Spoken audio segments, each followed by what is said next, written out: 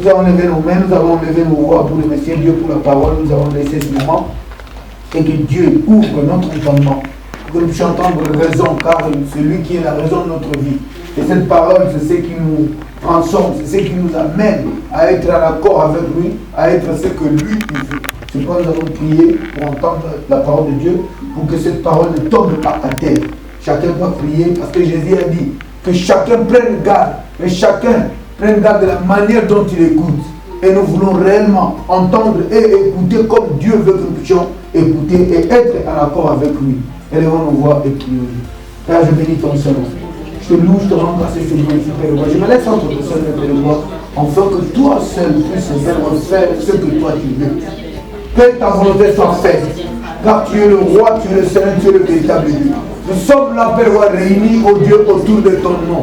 Nous sommes là pour toi, Père roi. Nous voulons te célébrer, te louer, te glorifier, Père roi. Nous nous sentons privilégiés ce matin, parce que, oh Dieu, ton amour est descendu vers nous. Et toi, tu es là, Père roi. Qu'est-ce que nous pouvons faire que toi, tu ne vois pas? Qu'est-ce que nous pouvons, oh Dieu, dire, toi, que tu n'entends pas? Tu es celui qui entend, tu es celui qui voit. Maintenant, nous venons à toi pour laisser ce moment, pour que toi, tu puisses nous canaliser, puisses nous orienter en étudiant, en écoutant ta parole. Que cette parole ne tombe pas à terre, que cette parole vienne transformer nos vies, vienne faire de nous ce que toi tu veux. Merci Seigneur pour ton amour, merci pour tout ce que tu es, merci pour tout ce que tu fais. Sois béni, sois loué, sois glorifié. Dans le nom de Saint Jésus, Christ ainsi prié, nous disons tous Amen.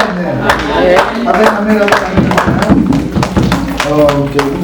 Donc, nous allons un petit résumé d'aborder le livre d'Apocalypse. Nous allons encore revenir sur ça pour voir un peu comment nous allons encore revoir. Je demanderai que vous ayez vos notes, que vous ayez vos cahiers pour bien noter ce qui va être dit ici. Nous avions eu des temps forts, des temps pleins d'illumination lorsque nous étions en train de suivre ce thème, d'aborder les livres d'Apocalypse. Donc ce thème nous a fourni beaucoup d'informations sur la raison du livre ainsi que les révélations des choses à venir.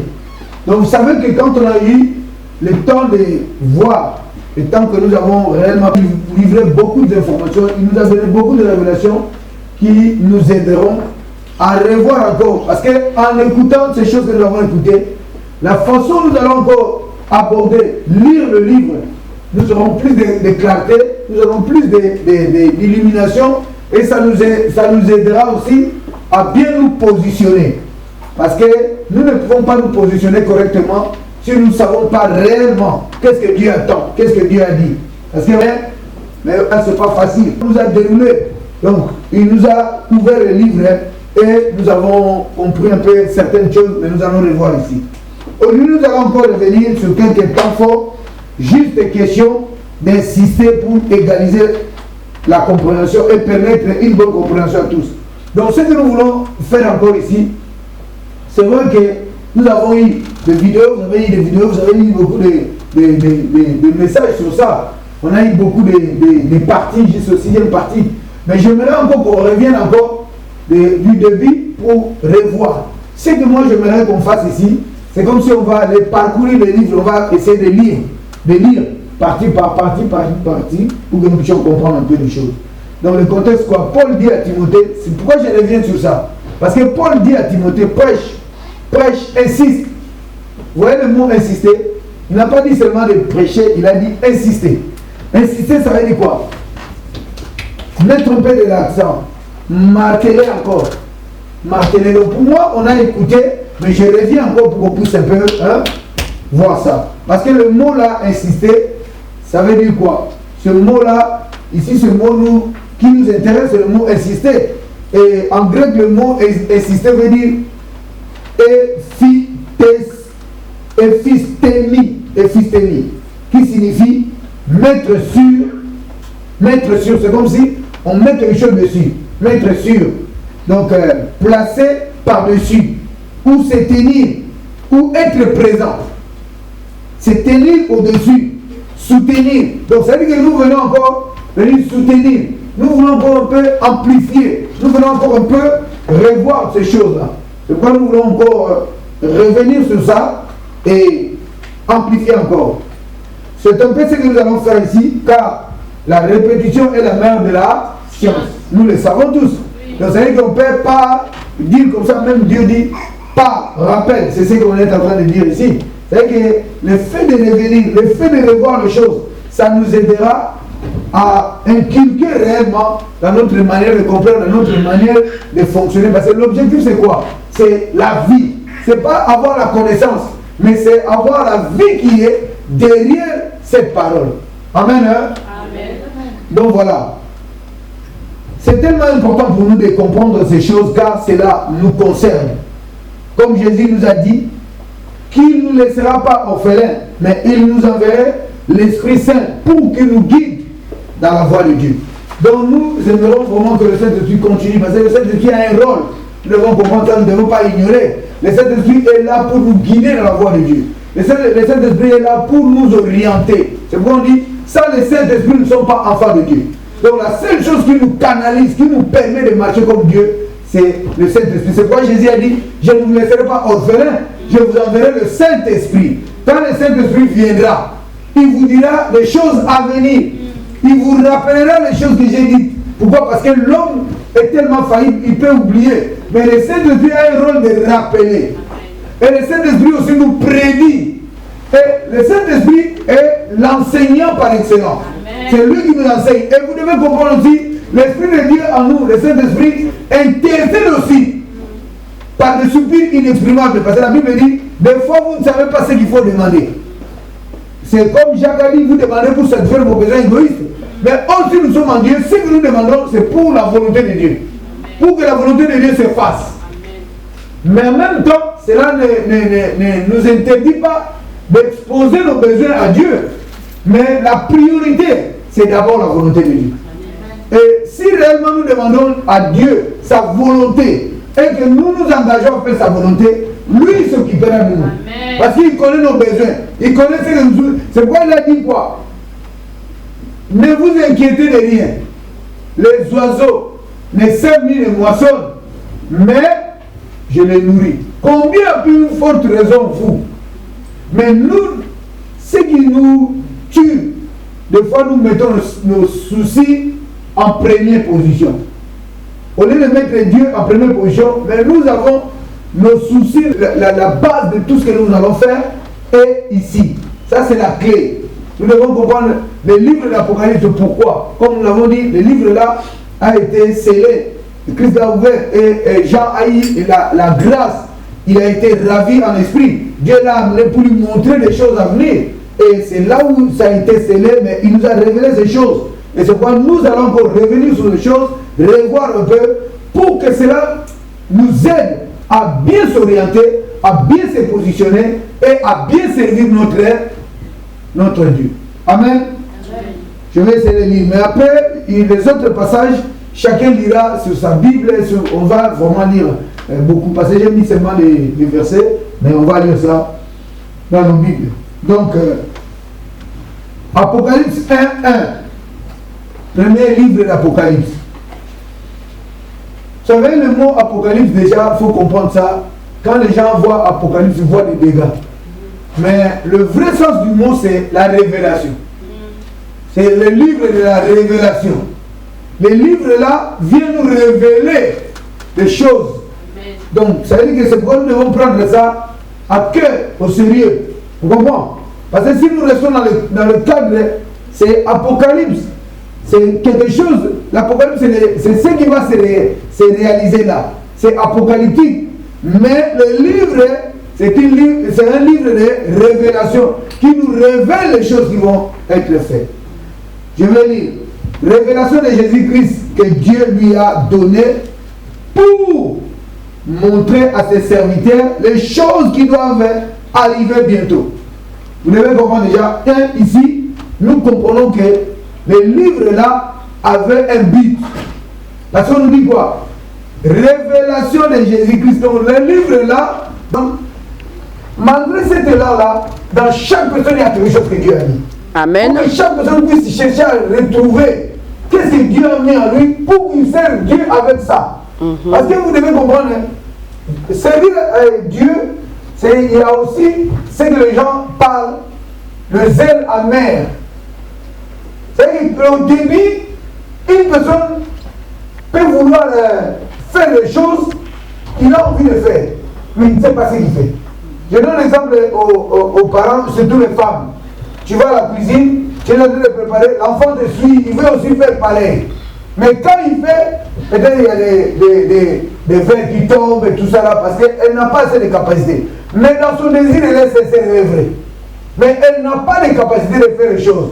Donc dans les choses de Dieu, ce qui est important ici, ce qu'on parle à l'église d'Éphèse, c'était une église mature. Et on comprend beaucoup de choses. Donc ça dit que l'église là, parce que vous devez lire ça, il dit quoi? Je connais tes œuvres. Je sais que tu peux discerner, tu peux arriver à tel niveau. C'est comme si une personne qui a des compétences, qui a des capacités, mais un moment, c'est comme si vous devez comprendre que, je vais vous donner un exemple. Une personne qui était en train d'aider les gens, mais après un moment, il dit, comme les gens ne me donnent pas, ne le font pas, moi maintenant, je suis déçu, je ne fais plus rien. Et donc tu as abandonné la chose que Dieu a mis en toi, qui faisait de toi. Je ne sais pas si vous comprenez ça. Parce que des fois nous changeons en fonction des circonstances. Chaque personne doit comprendre que qu'est-ce que je suis, qu'est-ce que Dieu a mis en moi pour que je serve Dieu avec ça. Donc c'est ça qui est la base de ta vie, qui permet que tu puisses réellement, quand Dieu va regarder, il fidèle et bon serviteur. Donc dans chaque personne, Dieu a dit quelque chose. C'est pourquoi quand je vous dis, il faut que chaque personne cherche à se découvrir qu'est-ce que Dieu t'a donné pour que tu donnes à Dieu. C'est pourquoi on dit, on ne vient pas dans la maison de Dieu les mains vides. Et beaucoup de gens, c'est quoi?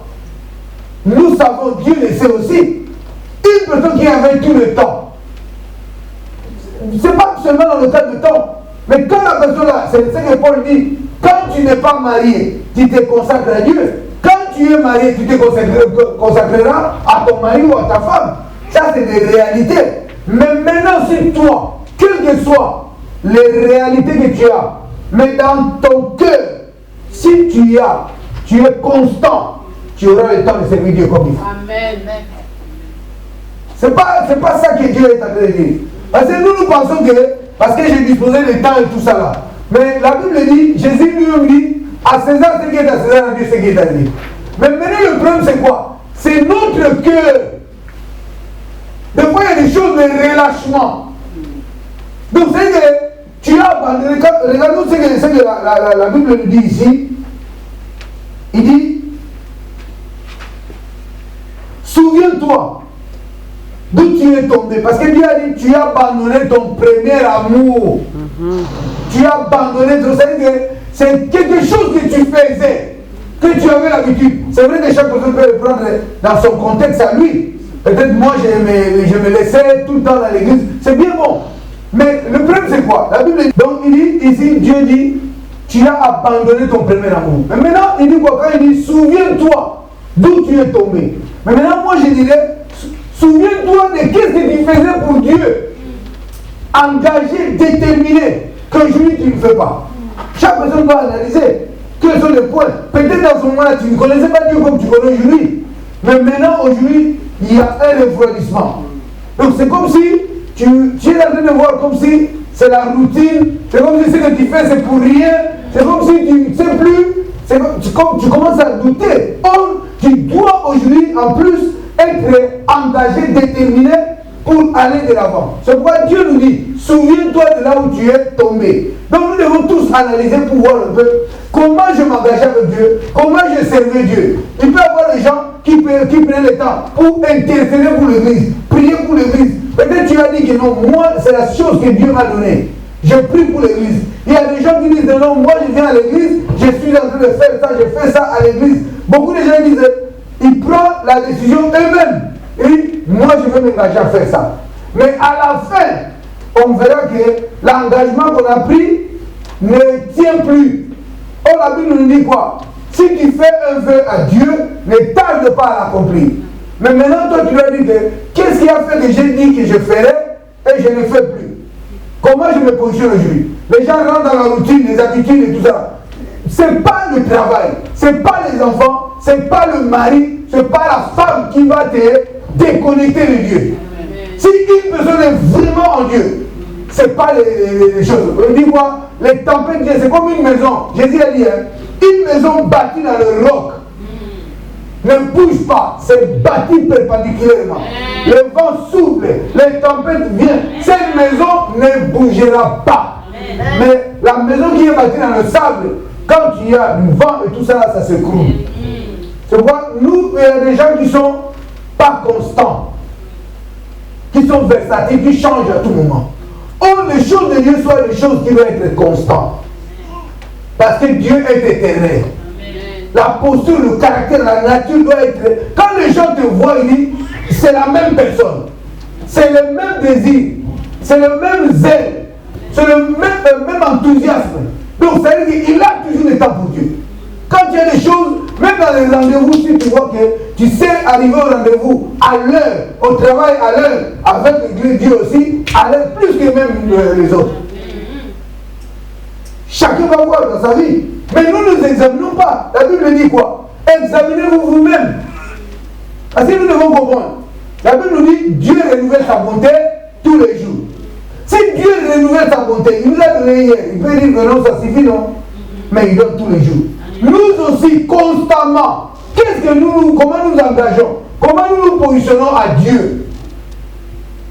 Comment nous fonctionnons? Parce que le problème de Dieu, ce n'est pas tant faire des formalités pour présenter, mais c'est à l'intérieur. Comment ton esprit est bâti, comment tu fonctionnes. Tu peux avoir des activités à l'extérieur, mais le cœur est corrompu.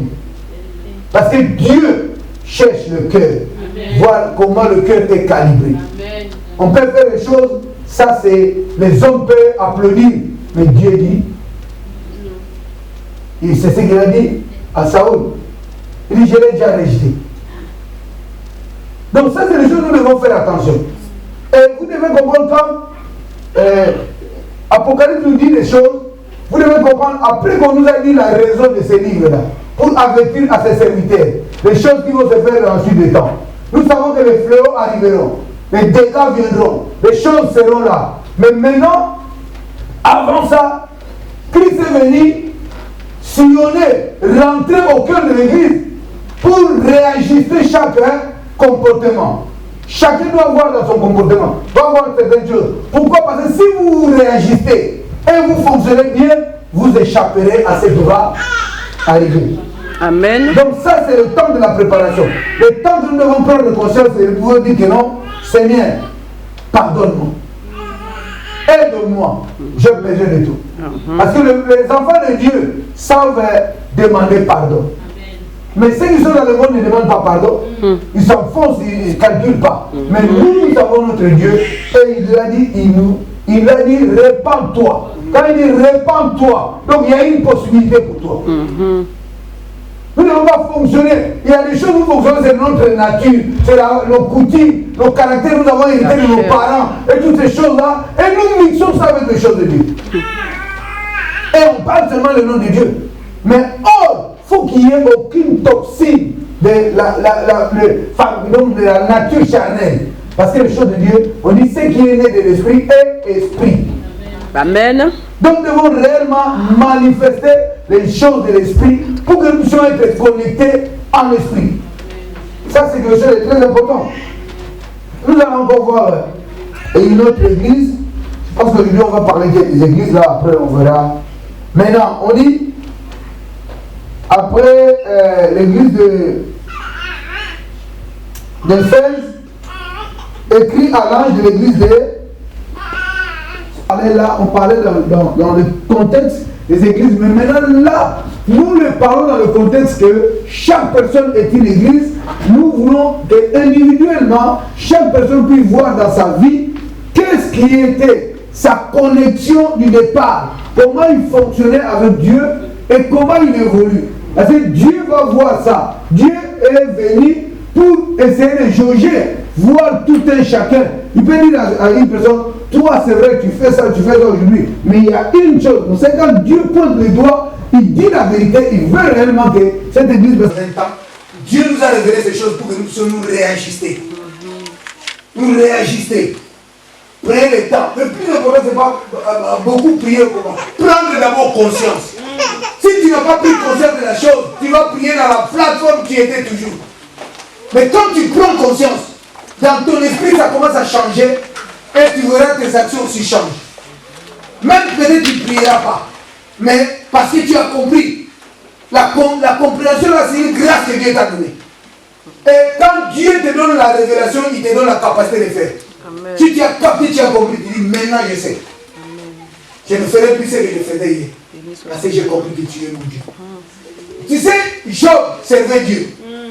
Il servait Dieu. Il était vrai. Quand le diable est venu visionner la terre, Dieu a témoigné pour Job. Il a dit, mais tu as sillonné et tu n'as pas vu mon serviteur. Le diable a dit, il est ton serviteur, il te sert parce que toi tu le bénis. Il a dit non, je connais le fond de son cœur. Si tu veux, va essayer, mais tu verras que Job ne changera pas. Il est à moi et il restera à moi. Quelles que soient les circonstances. Le diable a dit, attends, on va voir. Le diable est parti. Il a détruit tout ce qu'il pouvait détruire. Mais Job n'a pas changé. Même sa femme a dit, mais libère-toi seulement. Et même, comme ça, moi je serai libre, je vais épouser quelqu'un d'autre. Maintenant, Job a dit, mais si de Dieu, on sait avoir de bonnes choses.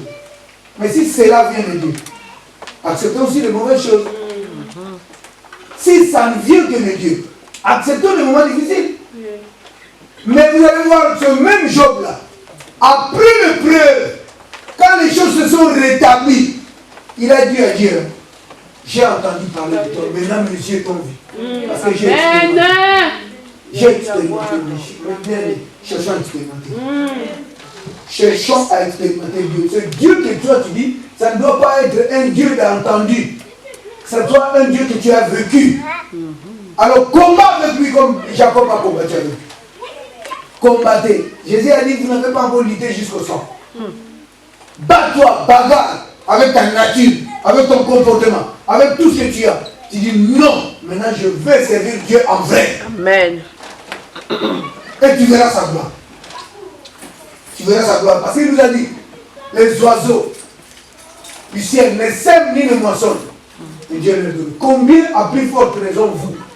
Il dit, personne ne peut changer les choses à cause de ses inquiétudes. Même si tu veux faire tout ce que tu veux, ce que Dieu a dit, c'est ce qui se fait. À moins que tu aies de Dieu ou tu n'es pas. Nous devons vraiment faire confiance à ce Dieu. Amen. Nous devons chercher réellement à connaître ce Dieu-là. Vraiment que Dieu nous fasse grâce. J'aimerais même avant qu'on prie un peu. Si on se lève, on prie. Parce que ça va nous faire du bien un peu, pour se libérer un peu des choses. Quand ces choses-là passent, on doit déclarer, on va proclamer, on va sceller ça. Pour que nous puissions dire à Dieu, Seigneur, nous voulons voir ta gloire. Nous acceptons de nous aligner. Nous voulons nous débarrasser de tout ce qui ne t'honore pas dans nos vies. Je vais aligner ma vie. Donne-moi la force. Comme tu as dit à l'église de Philadelphia, tu as dit quoi? Parce que tu as peu de force, tu es faible, mais j'ouvrirai une porte que personne ne peut fermer. C'est les fois ma faiblesse. Viens ouvrir une porte. Change-moi. Nous allons élever nos voix. Chacun va prier à Dieu pour dire à Dieu, Seigneur, je veux m'aligner.